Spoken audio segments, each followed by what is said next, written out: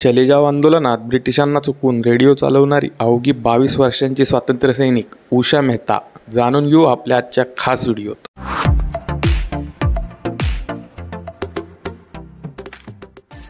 अहो मित्रांनो, आपल्या स्वातंत्र्य लढ्याचा इतिहास फार देदीप्यमान आहे बरं का. भारत देशाला ब्रिटिशांच्या तावडीतून मुक्त करण्यासाठी अनेक थोर स्वातंत्र्य सैनिकांनी अपरंपार कष्ट भोगले, शिक्षाही सहन केल्या, प्रसंगी प्राणाच्या आहुत्याही दिल्या. तेव्हा कुठे आपल्याला स्वातंत्र्याचा सूर्य पाहायला मिळाला बरं का. मंडळी, ब्रिटिशांविरुद्ध लढणे हे फार सोपे काम नव्हते. आपल्या पाठ्यपुस्तकातून आणि इतर अवांतर वाचनातून विविध मार्गांनी सत्तेविरुद्ध कसा लढा दिला याची वर्णने आपण वाचली आहेत. कुणी हिंसेच्या मार्गाने गेले तर कुणी अहिंसेच्या.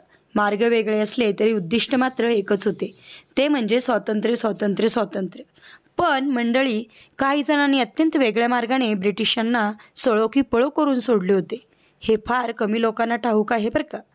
आज आपण अशाच एका निडर आणि धाडसी महिलेची आगळी वेगळी कहाणी तुमच्यासमोर घेऊन आलो आहोत.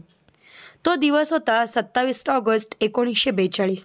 त्या दिवशी रेडिओमधून अचानक एक आवाज आला आणि सर्वांचे कान टवकारले. This is Congress radio calling on wavelength 42.34 metre from somewhere in India. हा आवाज कानी पडताच भारतीय मंडळी खूप खुश झाली, तर ब्रिटिश लोक मात्र हादरून गेले बरं का. असं काय त्यात विशेष होतं ज्याने इतकी खळबळ माजावी? तर ते दिवस होते चलो जाओ चळवळीचे. भारतीयांची स्वातंत्र्याची मागणी जोर पकडत होती, त्यामुळे ब्रिटिशांनी टोकाची दडपशाही सुरू केली होती बरं का. दिसेल त्या नेत्याची धरपकड होईल, त्यांना अटक केली जात होती. सर्व महत्त्वाचे नेते तुरुंगात बंद करून ठेवले होते. बरेचसे नेते भूमिगत होऊन कार्य करत होते.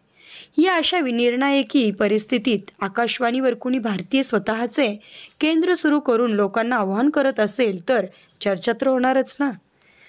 आजच्या काळात असंख्य रेडिओ चॅनल्स आणि त्यावर रात्रंदिवस बडबड करणारे RJ आपल्याला अंगवळणी पडले आहेत.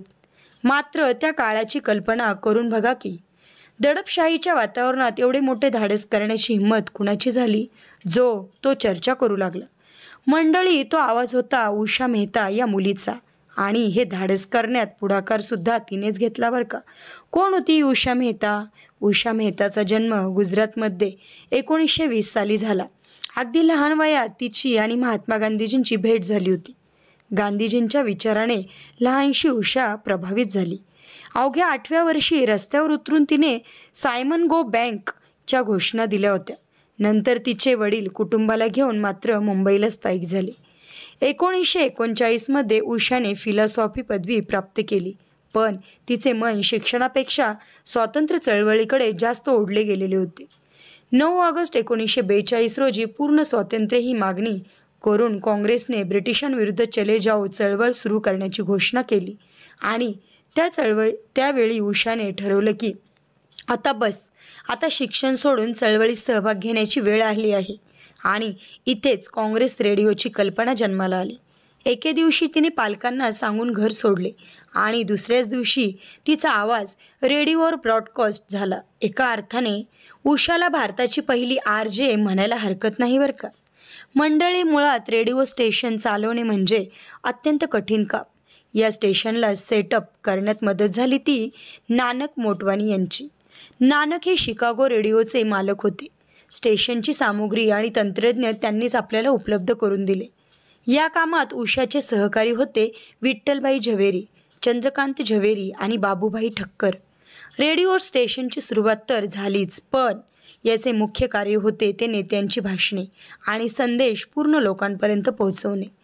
त्यावेळी ब्रिटिशांनी बातम्यांवर सेन्सॉरशिप लादली होती. लोकांपर्यंत बातम्या पोहोचल्याच नाही पाहिजे ही पोकळी भरून काढण्याचे काम काँग्रेस रेडिओने केलेच, पण त्यापेक्षा महत्त्वाचे काम म्हणजे लोकांच्या मरगळलेल्या मनात नवचैतन्य फुंकण्याचे केले. या स्टेशनमुळे लोकांच्या आशा पुन्हा फलफलित झाल्या आणि परत एकदा लोक चळवळीत नव्याने उत्साही सक्रिय झाले. काँग्रेस रेडिओवर डॉक्टर राम मनोहर लोहिया, अच्युतराव पटवर्धन, पुरुषोत्तम त्रिकमदास यासारख्या दिग्गज नेत्यांची भाषणे सुरू असायची. त्यासोबत गांधीजींनी देशाला दिलेले संदेश आणि देशभक्तीपर गीतेही त्या रेडिओवर मोठ्या नावाने लावली जायची. आता हे सगळं सुरू असताना ब्रिटिश अधिकारी काही गप्प राहणार होते का? त्यांनी हे भूमिगत स्टेशन शोधायचा चंग बांधला. स्टेशन कुठे आहे हे शोधायच्या हरहरतऱ्हेने प्रयत्न केला.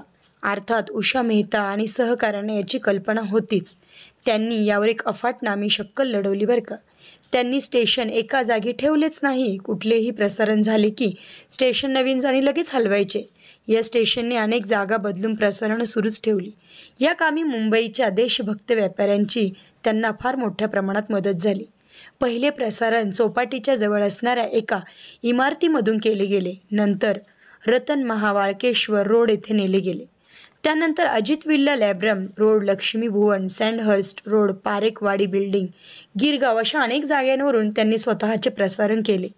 जवळपास 3 महिने म्हणजेच एकूण 88 दिवस हे स्टेशन आपले काम चोख बजावत राहिले.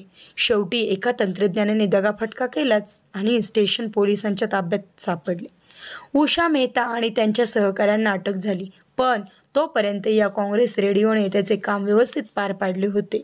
उषा मेहता 4 वर्षे तुरुंगात होत्या. नंतर त्या सुटल्या गेल्या. त्यांचे निधन 11 ऑगस्ट 2000 रोजी झाले.